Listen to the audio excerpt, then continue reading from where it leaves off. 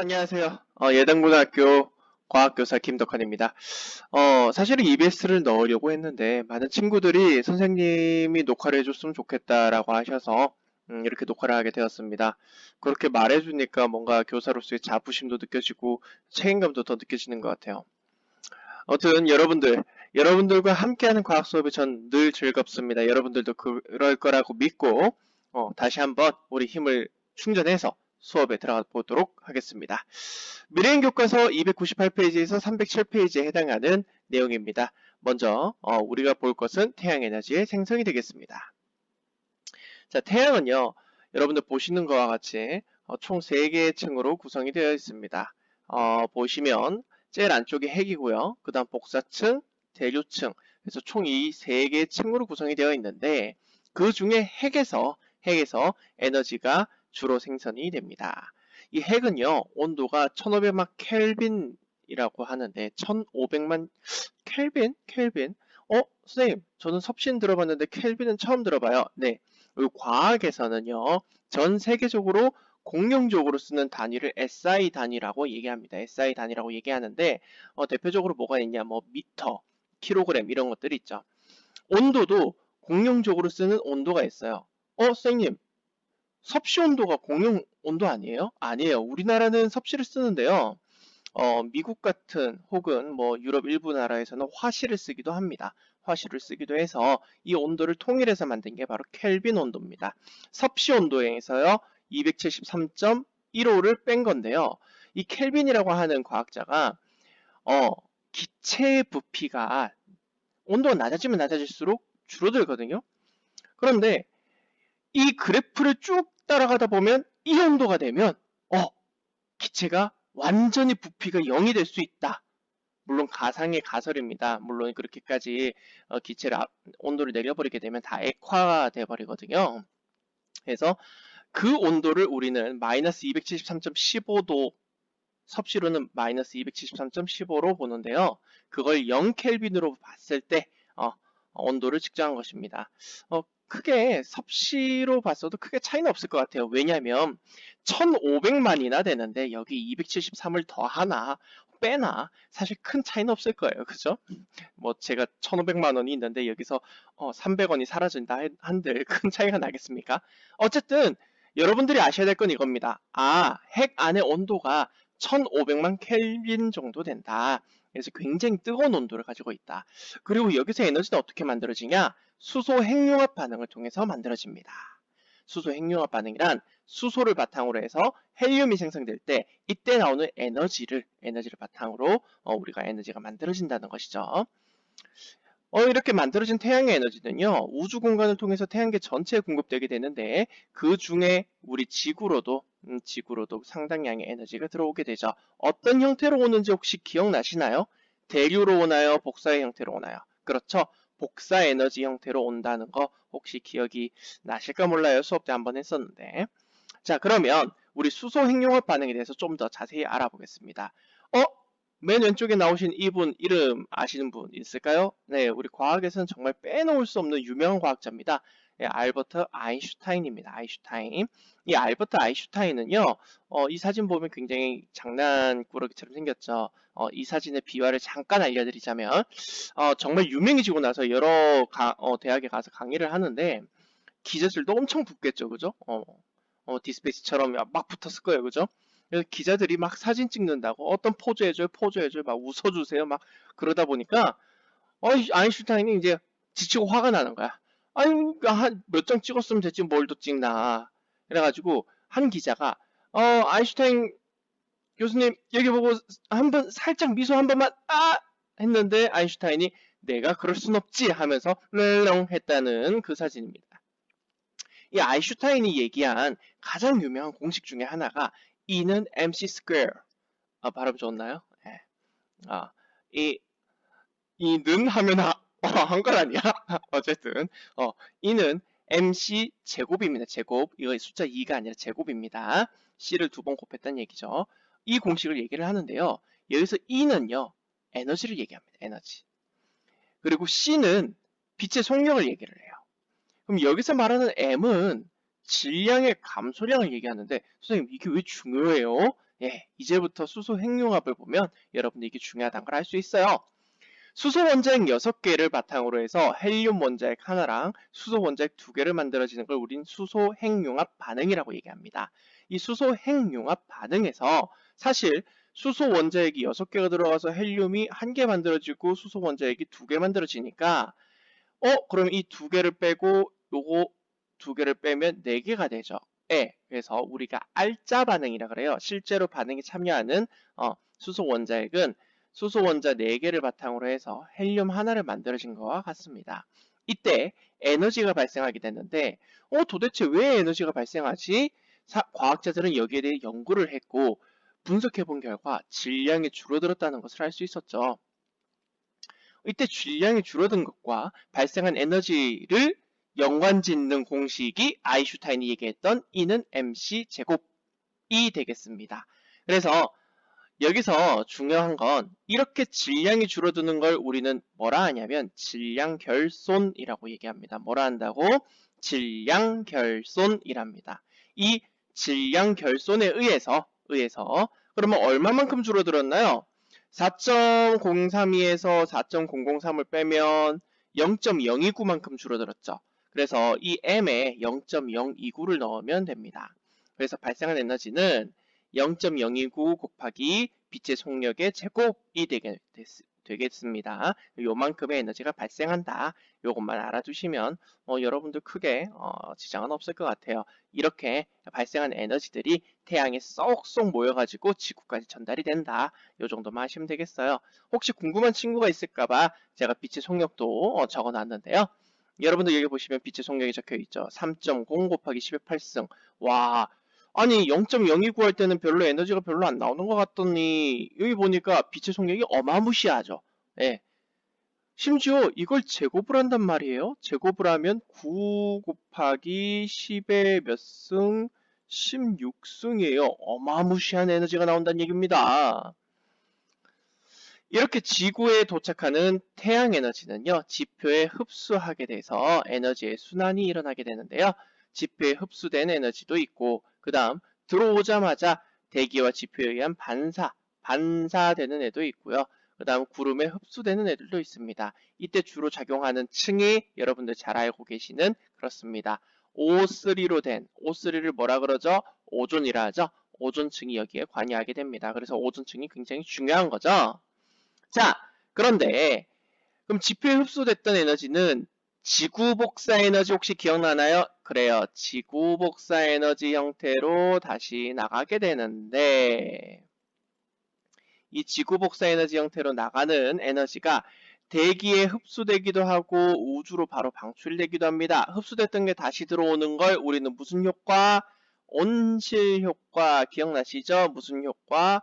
온실 효과가 일어나게 되고 이때 관여하는 기체를 온실 기체라 했었는데 대표적인 게 CO2가 있었죠. 우리 중간고사 때 공부했던 내용이랑 너무 귀에 쏙쏙 들어오는 것 같아요. 아이고 그래 우리 친구들 너무 공부를 열심히 해가지고 이런 것쯤은 너무 쉬워서 그죠? 자, 요 부분까지 이제 얘기를 드렸고요. 이제 태양 에너지의 전환에 대해서 한번 설명을 드려볼까요? 자, 태양 에너지는 그럼 어떻게 전환이 되어서 우리가 사용이 되냐? 첫 번째, 태양이 생물에게 이렇게 에너지로 돌아왔을 때 어떻게 사용되는지 한번 살펴보겠습니다. 자, 태양 에너지가 생물로 오게 되면은 광합성으로 사용돼서 우리가 식물에서 녹말이나 포도당 이런 식으로 합성이 되는 것을 할 수가 있습니다. 그리고 생명체 유해가 뭐죠? 유해진 아니죠? 예, 유해진 아니에요. 예, 생명체 유해는 그렇죠. 시체 얘기하는 거죠, 시체. 근데 이거는 왜 적어놨을까? 자, 이 생명체 유해를 바탕으로 우리가 화석연료가 생성이 됩니다. 그렇죠. 동물과 식물이 땅속 깊이 묻혀가지고 열과 압력을 받게 되면 화석연료인 뭐가 되죠? 석유와 석탄이 됩니다. 이 화석연료를 바탕으로 우리가 화력발전을 하거나 혹은 뭐 자동차나 다른 내연기관에 연료로 쓰이거나 혹은 우리가 뭐 보일러나 이런 것처럼 그죠? 난로나 이런 거에 난방으로 쓰이거나 되게 다양한 형태로 쓸 수가 있어요. 이 에너지를 선생님이 한번 정리를 해봤는데요. 자, 태양의 빛 에너지를 받아서 화학 에너지로 바꾸는 과정은 광합성입니다. 그리고 이 광합성으로 저장된 화학 에너지가 뭐 동물한테 먹히기도 하고 어쨌든 식물에 쌓여 있기도 하고 이 화학 에너지가 유해의 형태, 시체의 형태로 계속 남아 있게 되죠. 근데 얘가 지구의 열과 압력을 받아서 다시 화석연료, 화학 에너지 형태로 그대로 있습니다. 화학 에너지 형태로 남게 돼서 얘들을 바탕으로 우리가 발전에 사용하게 되면 화학 에너지를 뭘로? 전기 에너지로.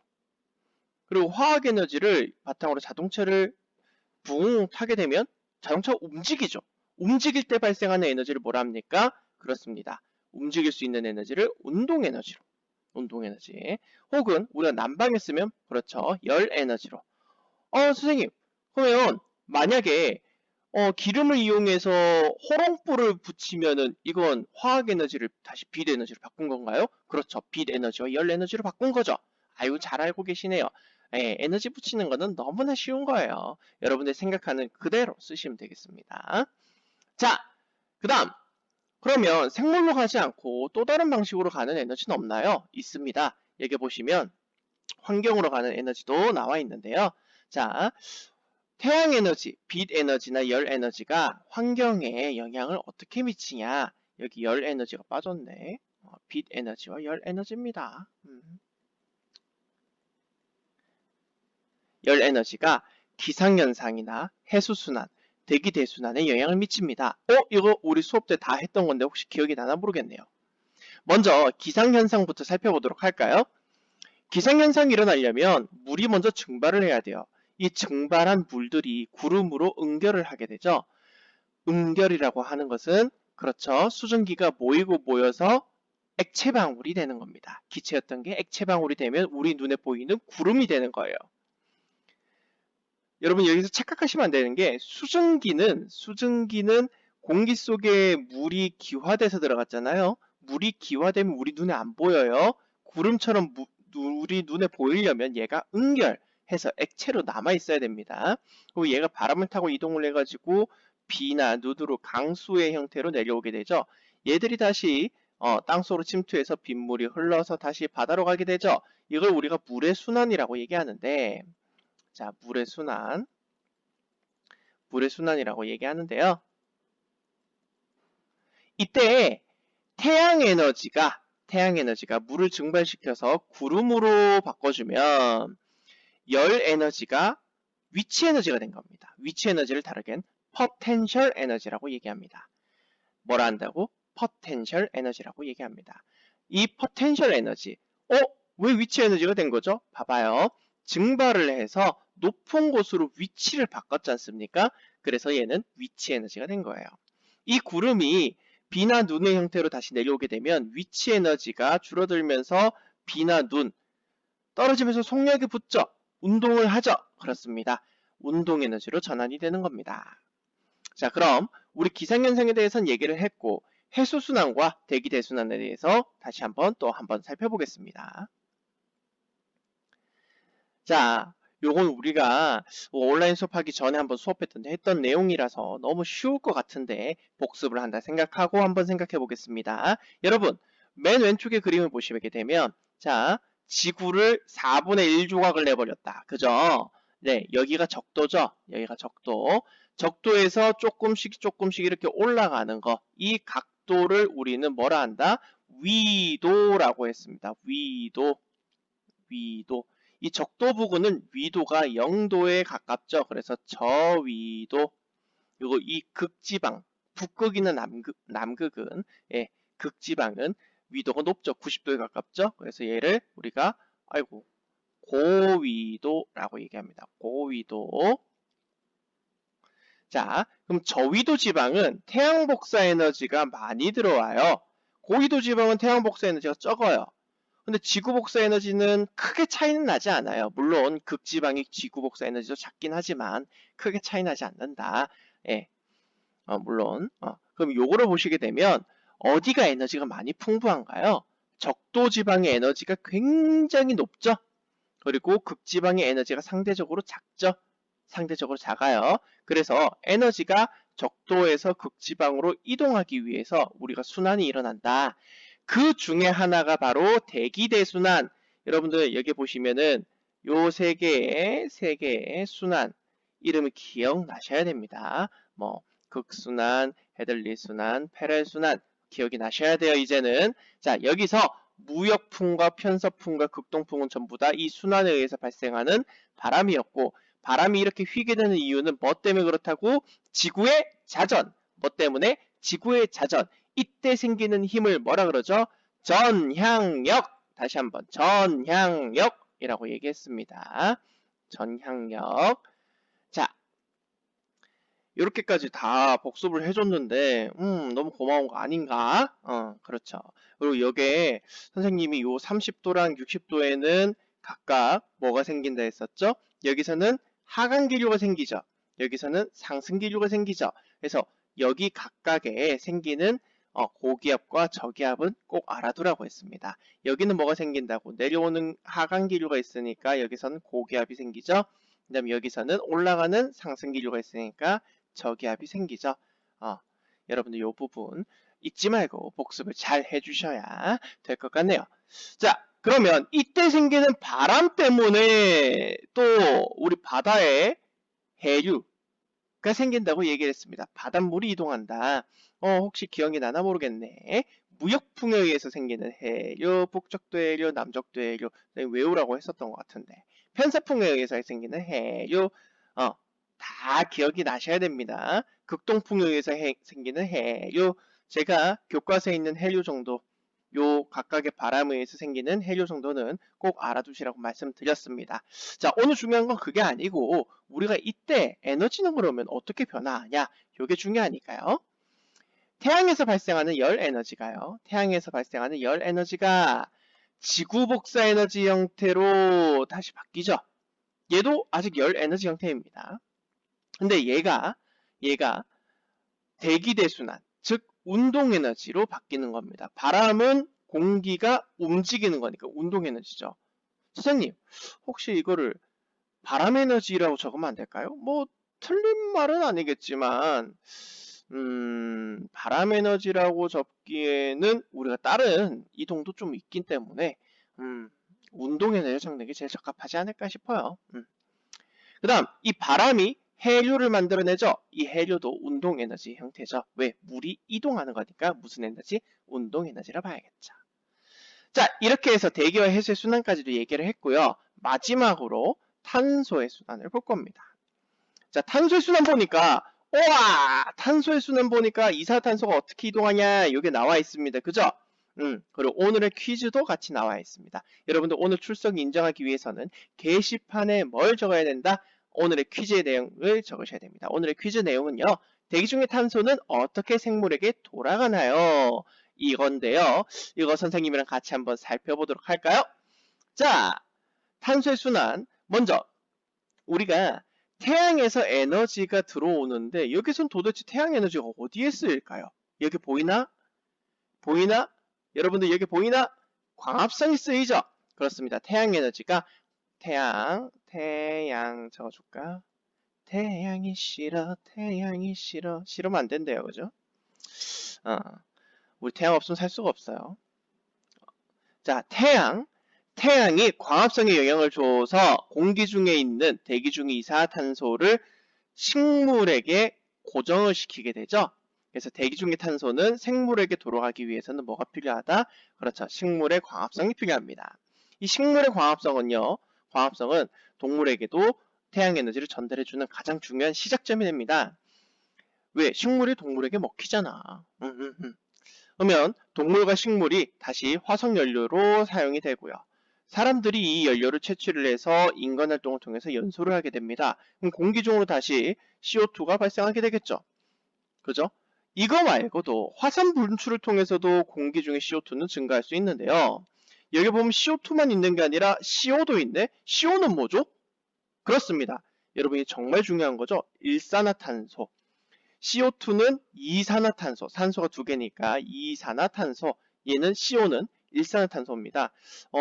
작년이었나 재작년이었나 이 CO 때문에 일산화탄소 때문에 많은 사람들이 죽거나 다쳤는데요.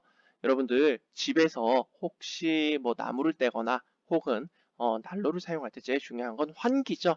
네, 그렇습니다. 보일러도 그 보일러 구멍이 밖으로 이제 배출되는 이 보일러 구멍이 잘 막아져 있는지 확인하지 않으면요, 일산화탄소 누출로 인해서 심하면 사망에 이르게 되는데요. 여러분들 이 부분 생각을 한번 하시고 이렇게 추운 겨울날 보일러 난로 쓰실 땐 꼭 환기 잊지 마시고요. 네, 잠깐 옆으로 샜었는데 다시 돌아올게요. 자, 이산화탄소, 산소, 일산화탄소까지 얘기를 했습니다. 자, 그런데 여기 밑에 보시면 용해와 방출이 있죠. 얘는 도대체 뭐냐면, 자, 바닷물에 이산화탄소가 녹아 들어갈 수도 있습니다. 녹아 들어가면 탄산염의 형태로 퇴적이 됩니다. 탄산염. 우리가 H2CO3라고 합니다. H2CO3나 혹은 CaCO3. 보통은 이 H2CO3는 탄산이에요, 탄산. 이 형태로는 되어 있지 않고요. 주로 CaCO3, 탄산칼슘의 형태로 저장이 됩니다. 우리 흔히 말하는 석회수로 만드는 형태입니다. 이 탄산염으로 퇴적이 되면요, 요 모든 걸 탄산염이라고 얘기를 해요. CO3가 붙어있는 염들을 모두 탄산염이라 얘기해요. 탄산염으로 퇴적되면 멘틀로 하강했다가 다시 환산분출 통해서 나오기도 하고, 이렇게 이산화탄소는 쭉 우리 주변에서 순환을 하게 되게 되죠. 자, 여기까지 하게 되면요, 여러분들 교과서에 나와 있는 우리 태양에너지의 시작점과 그 다음에 순환에 대해서 모두 배운 겁니다. 시간이 금방 갔죠? 네, 20분밖에 지나지 않았어요. 근데 우리가 이렇게 짧게 하기에는 너무나 아까운 시간이라서 선생님 조금만 더 나갈 건데 괜찮죠? 안 괜찮다고요? 안 돼요. PPT로 다 준비해 놨어요. 그래서 여러분 조금만 더 나갈 겁니다. 오늘 다른 거 더 안 하고요. 다음 시간에 배울 내용 중 일부만 좀 얘기를 할 건데요. 태양광 발전, 핵 발전, 풍력 발전, 교과서 302페이지 내용입니다. 요 중에 너무 많이 하면 여러분들 화낼 거잖아. 그래서 태양광 발전까지만 얘기를 좀 할 거예요. 이미 유대영 선생님이랑 같이 전동기와 발전기, 전기 발생 원리에 대해서 좀 설명을 하고 있을 건데요. 여러분들 교육을 잘 듣고 있을 건데, 수업을 잘 듣고 있을 건데, 그 내용을 잠깐만 먼저 얘기를 좀 할게요. 우리가 흔히 전기를 사용해서 뭐 선풍기를 돌린다든가 아니면 드릴을 돌린다든가 이때 사용하는 것들을 우리가 전동기라고 얘기합니다. 전동기 처음 듣는데요. 하지만 여러분들 이 말은 들었을걸요. 모터란 말은 잘 알고 있죠? 그렇습니다. 모터에 우리나라 말로 바꾼 게 바로 전동기가 되는데요. 전동기는 전기 에너지를 역학적 에너지, 운동 에너지나 위치 에너지로 바꿔서 쓰는 겁니다. 역학적 에너지라고 하는 것은 운동 에너지와 위치 에너지를 합한 말입니다. 운동 에너지랑 그 다음 위치 에너지를 모두 일컫는 말을 우리가 역학적 에너지라 그러죠. 그죠? 예. 그러면 이때 사용하는 원리는 뭐냐? 전자기 유도 현상을 이용하는 거죠. 전자기 유도 현상을 이용해서 우리가 모터를 회전시키게 되는 겁니다. 전자기 유도 현상은 뭐냐? 자, 여기에 전기가 흐르게 됩니다. 전기가 흐르게 되면 이 코일이 일정 시간 동안 전자석이 됩니다. 전기가 흐르는 동안 자석이 돼서 전자석이라 그래요. 전자석이 되는데 전자석이 되면 주변에 있는 자석과 자기력이 주거니 받거니 하면서 서로 밀고 당기고가 일어나겠죠? 그러면서 모터가 회전하게 되는 거예요. 그런데 반대도 가능해요. 어떻게? 발전기는 이 회전하는 부분을 돌리게 돼서 코일을 돌리게 됩니다. 코일을 돌리게 되면 자석은 가만히 있지만 코일이 돌면서 자기력에 영향을 받는 코일이 자기력의 변화를 받게 됩니다. 이걸 우리가 전자기 유도 현상이라고 그래요. 이 전자기 유도 현상이 일어나면서 전기가 흐르게 되는데 이때 흐르는 전기를 유도전류라고 합니다. 네, 발전기는 다시 한번 정리할까요? 축을 돌려서 코일을 돌리죠. 코일을 돌리거나 아니면 자석을 돌리게 됩니다. 뭐 코일을 돌려도 되고 자석을 돌려도 되고 어쨌든 둘 중 하나를 돌려서 코일에 전자기 유도 현상이 일어나게끔 해서 무슨 전류? 유도 전류가 발생하게끔 하는 게 바로 발전기입니다. 그래서 발전기는 역학적 에너지, 운동 에너지나 위치 에너지를 전기 에너지로 바꾸는 구조를 가지고 있죠. 두 가지 모두 같은 구조인데 전기를 흘려서 코일을 돌리냐 아니면 우리가 뭐 힘을 쓰든 아니면 바람을 이용하든 어떤 에너지를 이용해서 코일을 돌려서 전기를 만드냐 방향이 다를 뿐입니다. 전기를 흘려서 여기 코일을 돌리냐 코일을 돌려서 전기를 만드냐 그래서 시작점이 서로 반대다. 요거를 알고 계시면 되겠죠.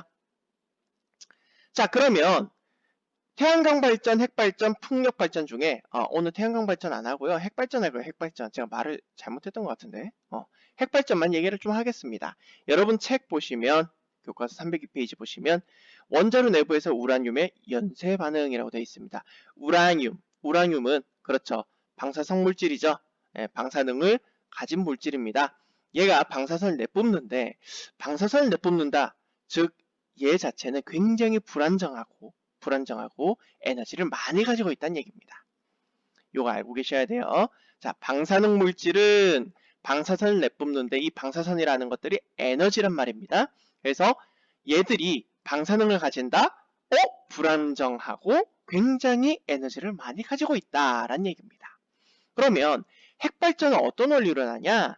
자, 여기 보시면 우라늄의 중성자를 부딪힙니다. 그래서 첫 번째 단계가 우라늄과 느린 중성자를 충돌시키는 단계입니다.